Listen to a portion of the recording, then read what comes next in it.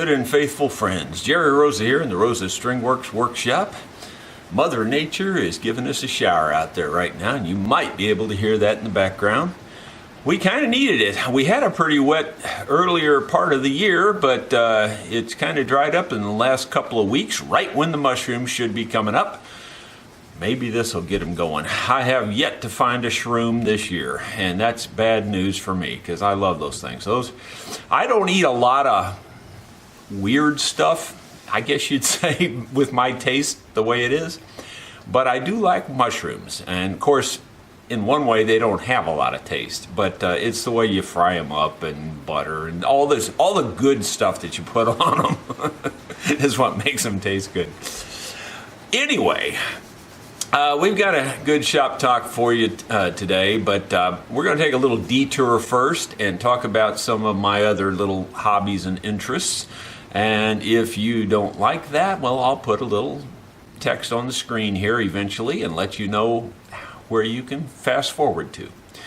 But for the rest of you, who are the other 99.9%, I want to tell you about one of my hobbies, which it won't surprise you, I don't think, is metal detecting. I've done metal detecting since the 70s. I was in high school, graduated in 73, and somewhere just around that time or just slightly before, I got a White's metal detector, mostly for finding my aluminum arrows. As you may remember, I was into archery big time and even shooting in the Olympic qualifiers, etc. State tournament championships and things like that. So anyway, I had a metal detector to find those aluminum arrows. And I also, tinkered around with it, looking for coins and things like that. And I kept that detector. Fast forward to the 1998 time frame when I bought this farm. I took the detector out, the White's detector, and took it up around the old farmhouse up there. And I am not exaggerating, in the first 30 seconds, I found like I can't remember the year now, I've still got it somewhere, but like a 1903 or 1907, something like that, Barber quarter. Solid silver quarter, and I thought, oh my gosh, this place is a gold mine. So I went out and bought a much better metal detector, a Fisher metal detector, which is really good at coin shooting. And if you don't know what that means, it just means it can detect coins better and discriminate against other metals. Now this Fisher metal detector I still have, and it's really good at detecting coins even today. But I've been watching a lot more metal detecting videos over the last year or two, and I decided to spring for one of the much better detectors. It's a Lab Equinox 800. Now, it's still not the top of the line because you could spend thousands and thousands of dollars on one of those. But this one was in the $800 range. And I just really enjoy getting out there on the, spare time and looking around and seeing what's on this farm. It's mainly for this farm, you understand, because I have deeds on this farm back to the 1850s. Well, there's a place back in the back of the farm. It's on the edge of the woods and the edge of a field, basically, but it's in the woods. And I've noticed where there's some rocks stacked up. Now, most likely, people would instantly say, well, that's a house foundation. Well, that's not what this is. These rocks are stacked along a bank as a retaining wall. And in the old days, they used to do that a lot around the yards and kind of have the yard flattened off, I guess to make it easier to cut and stuff, and then they would drop off there. And my great-grandparents' yard was like that, and I've seen lots of other old farm yards like that. Well, that's what I suspect this was, because it's kind of a terraced area there up in the woods, and this kind of goes along the bank side of the hill, and it's really hit and miss. There's places where you can still see the rock, and it's fallen down and caved in and all that. So I thought, I'm going to take this new metal detector up there and look around and see if this may have been an old house place. Try to find signs of that. And it's about halfway down my property, which means it's about a half a mile from here down the middle of the valley.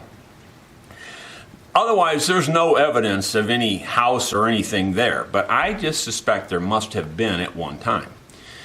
Well, here's the first thing I found in that area. Now you wonder, what is that? And you think, well, that ain't much. And it ain't. It's no big treasure.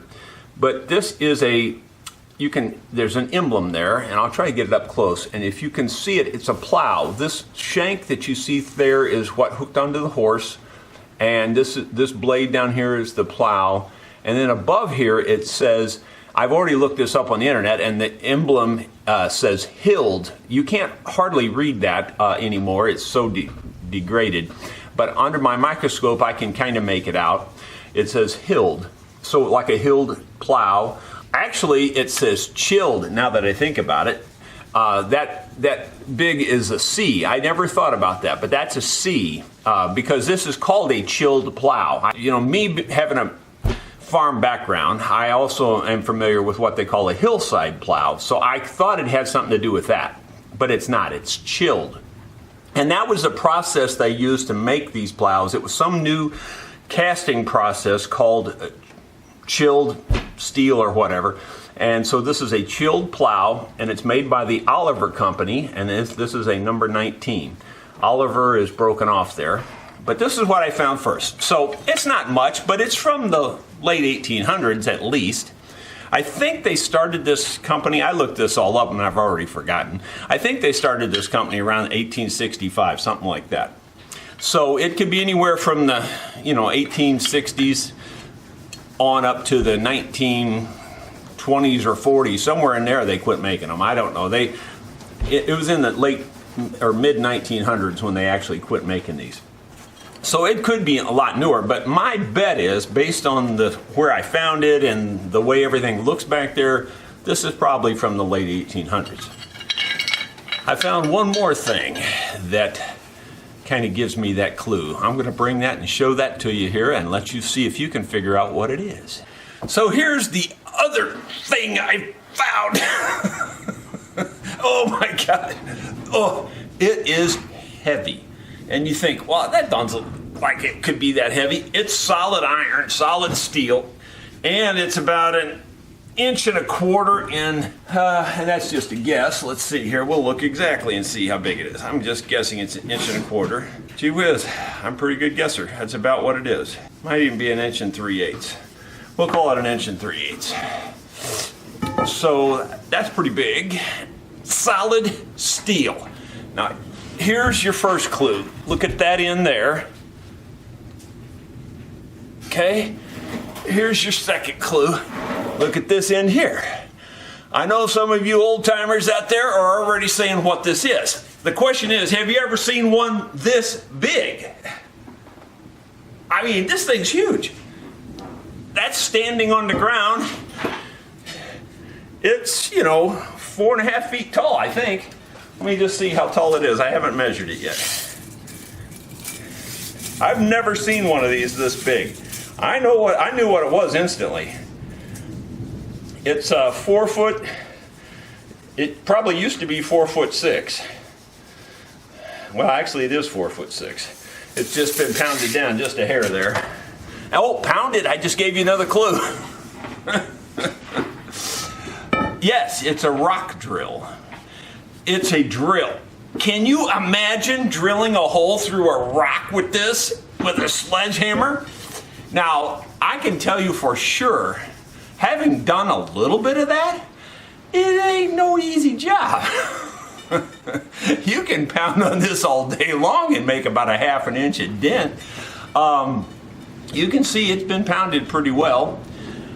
Now, more than likely, this wasn't the one they started with. They probably had one that was, 1 foot long, 18 inches long, and they started the hole with that.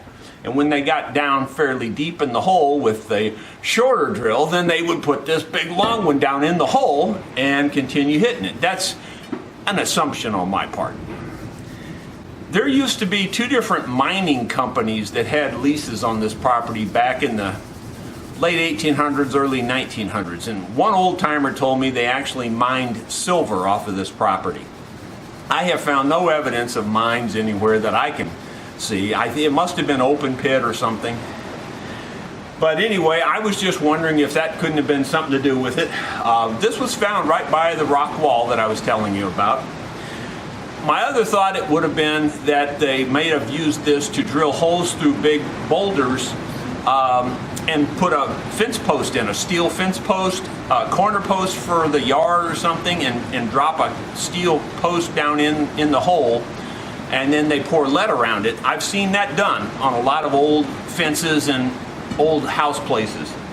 But this, you can tell this has to be really hard on the end, because as much as that's dented on the back, this thing is still pretty dang sharp. I mean, typically these things get rounded off, and this one's still pretty darn sharp for as much damage has been done to the other end.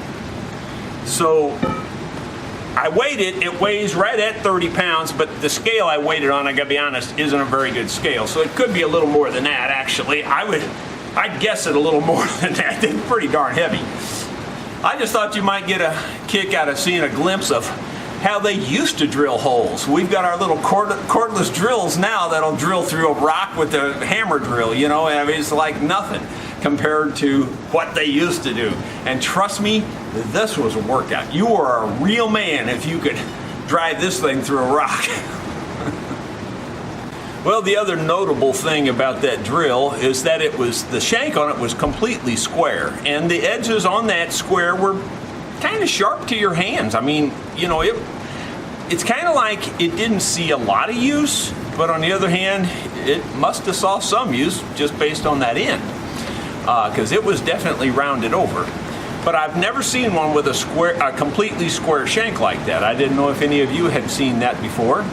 And the other thing with it being that tall, you know, I'd never seen one that tall before either. Caleb says I should call up the county pin and tell them that I have a donation to their chain gang. So, yeah, for rock breaking, I guess. My goodness, what a tool. One more thing I forgot to mention that I found, which is, you know, fairly unique because I'd never found one of these before. It's real common out in the country and around farms and fields to find shotgun shells. Empty shotgun shells, of course. But this one's unique. And you see that and you think, well, that's not much more than just a piece of junk. And really, that's all it is a piece of junk. It's not worth anything at this point. But this is an early shotgun shell. Again, found in that house area. This is before they made the paper shells. And the paper shells were before they made the plastic shells. So this is a copper shotgun shell. You don't see these very much. They were made up into the 40s, I think, even. But you know, you just didn't see very many of them, I don't think, even at that time. But I would bet this one's from the 1800s because they did make these from the 1800s on. I'm not sure what year they actually started making the copper shotgun shell. This one was made in Lowell, Massachusetts by the U.S. Cartridge Company. U.S. Cartridge Company is who made this one. It's a 10 gauge. I wish it was, you know, whole and straight and everything. It would look pretty cool. They had a unique primer on these, which you might be able to see that. I searched a little bit online on this to see what it was and how old it was, but my bet is all of this ties together probably in the late 1800s. You know, 1890-ish is what I'm thinking, but you know, it could be in the 1920s up to that late is very possible. My guess is it's at least that early. So kind of cool. You just don't see that very often either. And I'm sure some of you are wondering, did I find anything else with my metal detector after finding that barber quarter? Well, I did find some old pennies, you know, 19 teens and 20s around there. You know, so around the First World War time frame, I found quite a bit of money.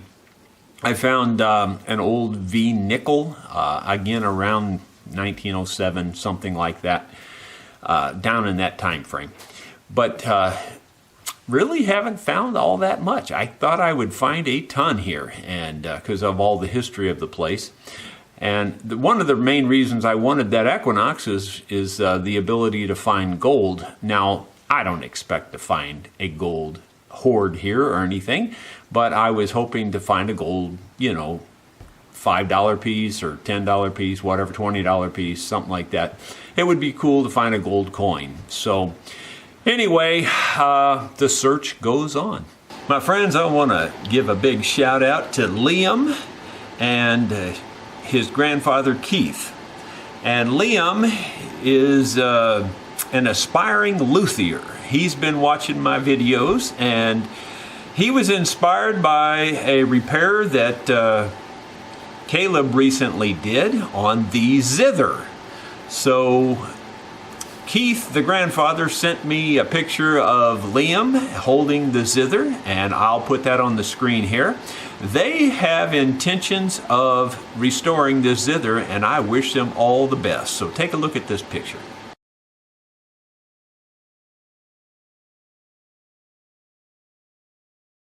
He's a good-looking boy, and I know they'll get the job done. So, Liam, thank you so much for watching my videos, and the best of luck to you on restoring that zither.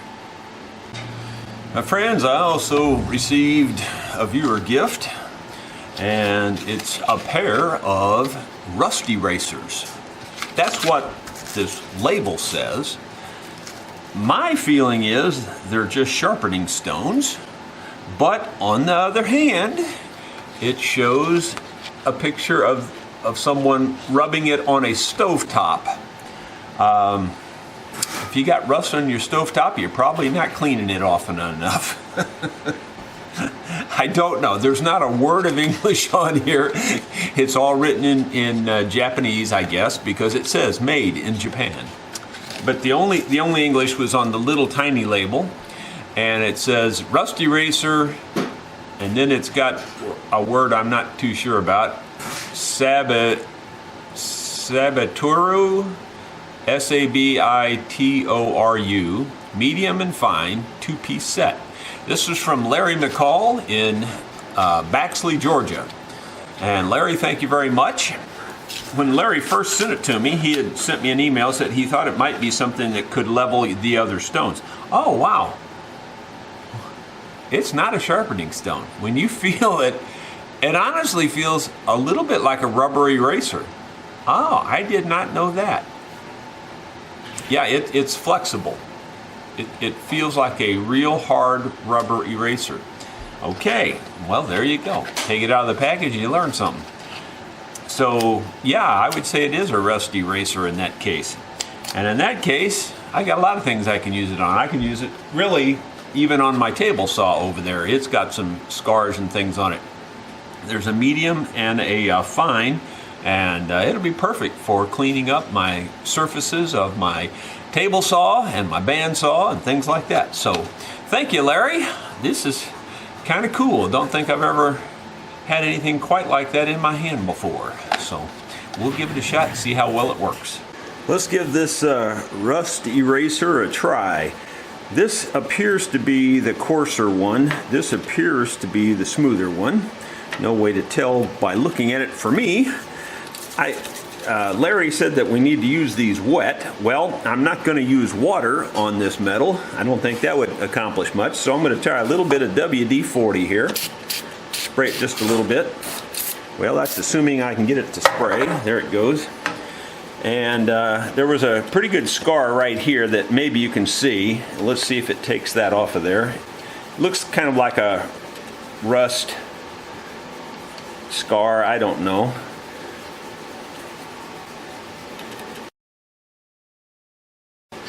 Yeah, I'm not sure. It seems like it might be brightening it up a little bit.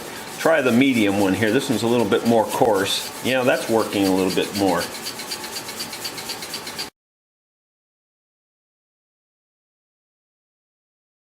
Yeah, that's definitely lightening up that little rust looking area.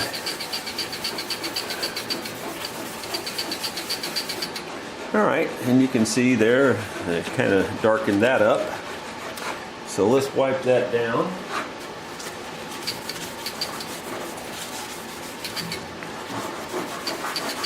Oh yeah, it definitely lightened it up a lot. You can barely even see any of that mark left now.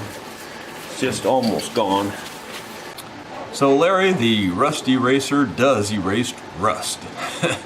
I really thought it was going to be a hard stone in the package, but sure enough, you take it out of there and it is flexible. It is an eraser, basically. So, thank you very much for that gift. We appreciate it. My friends, we've come to the point in the Shop Talk where I provide you with some tips. Well, I'm going to tell you something right now. This not only is a tip, but this might be thought of as a public service announcement, especially if you're thinking about going into the business of luthiery. If you decide that you want to work on instruments and do that for a living, keep this next video clip in mind.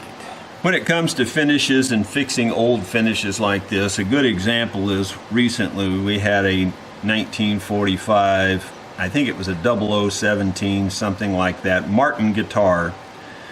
It came in just about the worst case scenario you can imagine. I mean, everything was loose, braces, everything, had taken apart, fix everything. Finish was broken everywhere, cracks everywhere. We spent countless hours on it, countless hours. And no matter what we did, the finish would bleed through the cracks. You know, it didn't matter. We filled them with CA glue. It didn't look good. You fill them, do anything you could think of to try, and it just didn't work. We finally did the best we could with it, shipped it back to the customer. He complained about it again. That was the second time.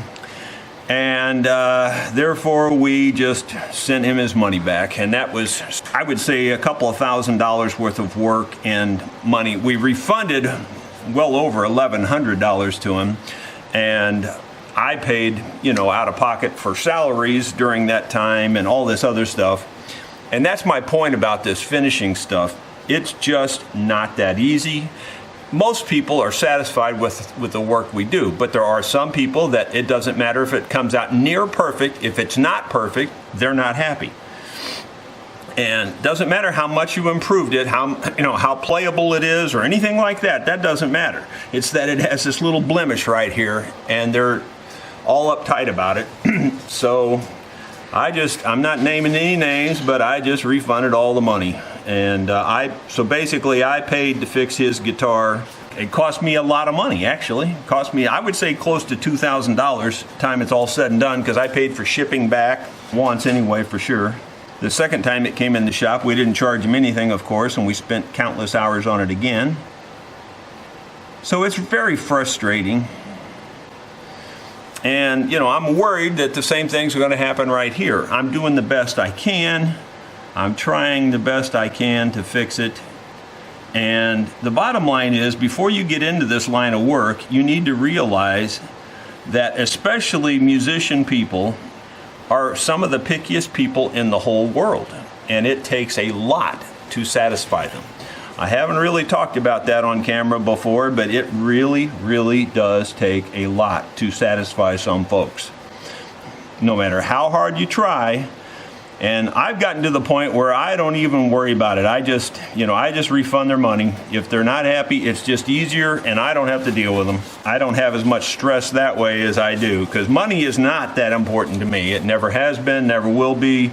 I'd rather have a happy customer. And if that means that I paid $2,000 to fix his instrument, well, and he's happy, well, then I'm happy. It's a heck of a way to make a profit, though, I can tell you that. My friend Eric Parent, who was my very first mandolin customer, I built him. His parents wanted me to build him a mandolin. They bought a StewMac kit and had me basically put it together for him. I presented it to Eric. I think he was 16, something like that, on his 16th birthday, something like that. He was in the audience watching the bluegrass show, and I was playing his mandolin on stage. He didn't know it, of course. It was his birthday, and I called him up to stage and gave him the mandolin, and he was so surprised. We've been close friends ever since. He was the one that wrote that song about the Rosa mandolin. He's a very talented singer-songwriter.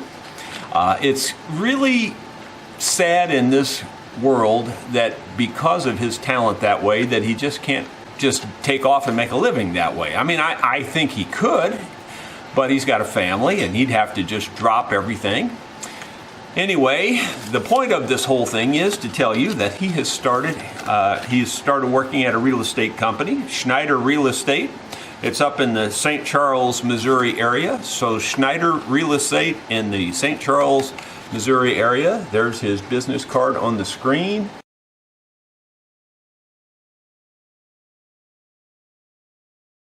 If you're in the Missouri area, especially the West St. Louis County, St. Charles area, I guarantee you if you work with Eric Parent, you will be happy. He is a really good guy. I can't say enough good things about him, and I know your experience will be good. So if you're buying or selling a house and real estate, please check out my buddy Eric Parent. He's a good guy, and I know you will have a good experience. By the way, if you have a music gig up in that area, get a hold of him for that too, because he can put on a good show. Him and his family, and he's got some friends that he plays music with, and they do a really good job. Well, my friends, I hope you enjoyed this shop talk. I know it was quite different than my normal shop talk, and we took a little detour there. But that advice I'm giving you about how picky folks can be on your instruments is seriously good advice. You should think about that before you try to get into this business, because it's very difficult to satisfy folks, and especially musicians. I hope you've enjoyed everything we've talked about today. If you want to see more of any of those subjects, just let me know that in the comments. And I would very, very much appreciate it if you would just take a moment and click the thumbs up. If you haven't subscribed to the channel, be sure to do that. Subscribe to the channel. I want to hit 100,000 subscribers here, and get that little silver play button. So thank you very much for watching. Take care.